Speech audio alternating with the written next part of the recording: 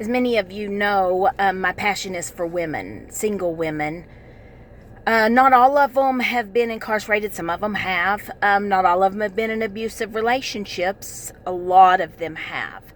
It makes me sick because day in and day out, I'm trying to minister to these ladies, love on these ladies, teach them what God says about their value. You know, they don't even know. Abuse doesn't have to be physical, doesn't have to be sexual. It can be mental, emotional, financial. And so I want to talk to you today a little bit about the abuse excuse.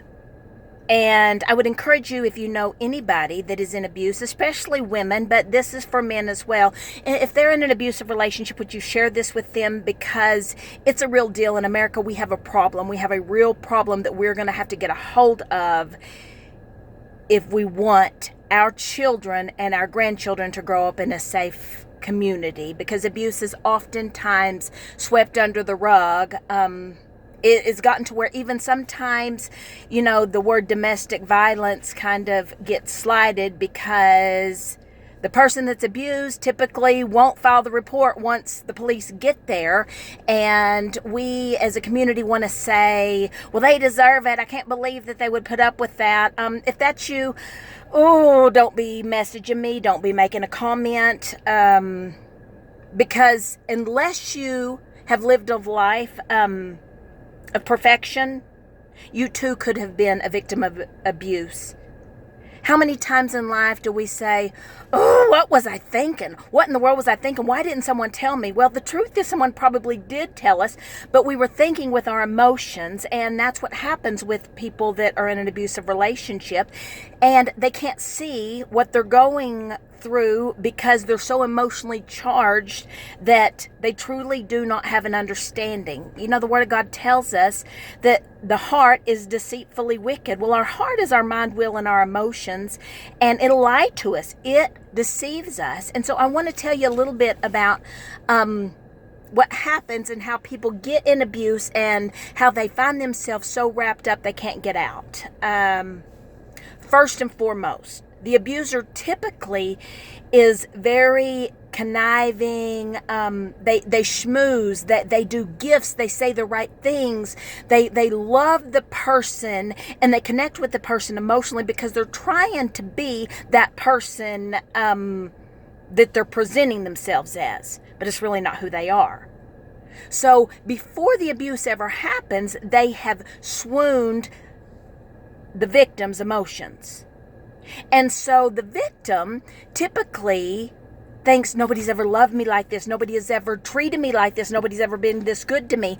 And so the victim's friends and family begin to sense something because the emotional control that they are sensing when they're around the abuser, the victim doesn't even notice, because the victim just thinks this person loves them and is taking care of them.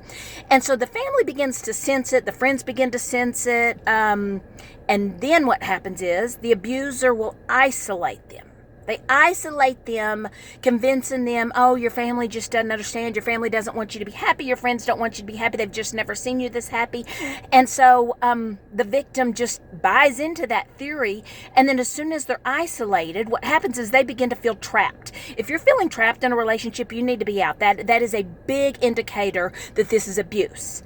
The abuser is typically jealous.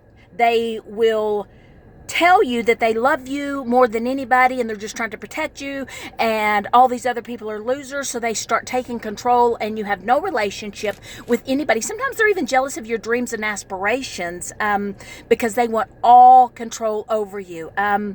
If you're constantly being put down verbally, you need to be out of this relationship. Constant emotional put downs will get you in an abused relationship quickly, because what happens is that they get you so wore down emotionally that you think nobody else will ever love you. Nobody will ever care for you. At this point, they are typically convincing you you're the problem. You know, if you want them to treat you like they used to do, you know, when they made you feel so good, then you're going to have to trust them and you're going to have to change your ways, because you're probably the problem. problem. How about if you're on an emotional roller coaster where you go up and down and up and down, and you're trying to please, you're trying to say the right thing, you're trying to do the right thing because you know that person that you once loved is there because you knew that person. Well, that person's really not there. That was behavior modification. He was trying to be that person, but that's not who he is. If your arguments quickly escalate, if everything, just little minor, arguments that you're just, having a disagreement about, if they quickly escalate, that's a sign of an abusive relationship. Ladies, you need to get out. You're worth more than this. Just last night, I got one of my ladies out of an abusive relationship. I took her over to get some help. The guy, he is in jail, but for 4 weeks I've known something was going on, and I've been trying to reach out to her. Many of her friends have been trying to reach out to her, and I often would get some backlash saying, "Oh, Papa, you need to stay out of this. Apparently this is what she wants." Let me tell you something. People don't want this. They want somebody to come in and save them. And so I had decided I was going to her work, and if she wouldn't go with me, then I honestly was going to call her probation officer, because I'd rather her be in jail than dead. And some people think that's harsh. Sorry.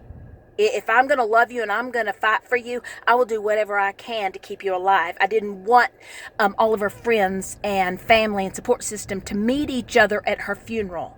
So when I showed up at her work, I said, I will be back at closing with the police. And she broke down in tears, and I knew she was so glad somebody would rescue her. Because, see, the abuser was having her post stuff on her social media and putting pictures out there to make all of her friends and family think that she was safe and okay. She wasn't safe and okay. So if you have a friend that you think is being abused, you need to intervene and you need to show up. And I'm not saying you need to show up without the law. I did, but then I did show up with the law.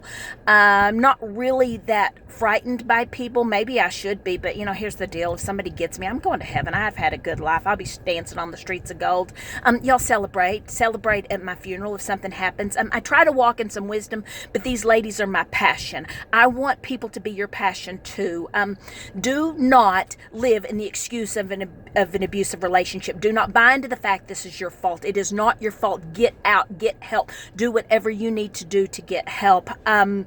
So here we are. Here we are today. I have found my lady some clothes. She can't go back and get her clothes. She can't go back and get her makeup. Makeup's expensive. A hair straightener is expensive. This stuff is expensive. So I'm asking you to partner with me and help me financially provide for her so we can get her back on her feet. Isaiah 58, that's a group that I work with a lot in the jail, and they're partnering with us to help her this weekend. We're going to send her on a retreat, help her maybe get a hair straightener. And one more thing, I would like to say thank you to the Keller Williams Agents in Action. They gave us some money. They didn't know what it was for. But the money that they gave is going to help buy her a wardrobe. We're going to put this money where our mouth is. I didn't even know that their Agents in Action existed. I should know this. My mama used to work for Keller Williams. She has some ownership in some marketplaces. And I know, Mama, that sounds hick, but Mama, that's what I call her. Mama, why didn't you tell me about these Agents in Action? So that's not really how I got their help, not through my mama. It should have been Mama, but through a friend of mine who believes in what we do. And so Keller Williams, their Agents in Actions, have come together and given us some money. And I want you to know, if you're a part of the Agents in Action program, thank you for your contribution. It's going to go to good use. Today, I'm going to go put some clothes on her back, buy her a new Bible, get her started. Hey, for all of you that have helped us, thank you. If you're interested in partnering with us, we would love to have you come alongside us. We're always needing money for stuff like this. You never know. Every single day somebody's in a crisis, and we just try to do what we can do. So if you would partner with us financially, you can donate on our website. You can donate on our Facebook page. You can contact us, and we'll give you our address. We need help. So let's do what we can to stop this abuse and let people know that they really are the masterpiece of the God of the universe, and He never created them to be abused.